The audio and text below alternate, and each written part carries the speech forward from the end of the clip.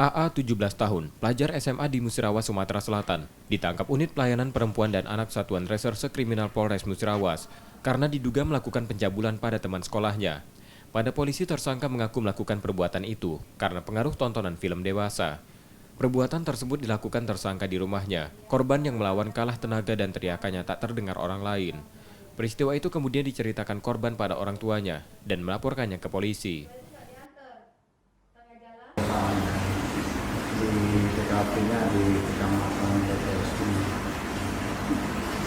Setelah kita lakukan penyelidikan, diketahui ya kan, baik pelaku maupun korban ini kan saling kenal. Korban diajak main ke rumah pelaku, tapi karena situasi sepi di rumah pelaku, juga korban diajak paksa oleh pelaku ke dalam kamar dan semua terjadi. Kamu melakukan itu di mana itu? Tersangka kini ditahan di tahanan Polres Musirawas untuk proses hukumnya dan terancam hukuman 12 tahun penjara. Sukma Aldino, Kompas TV, Musirawas, Sumatera Selatan.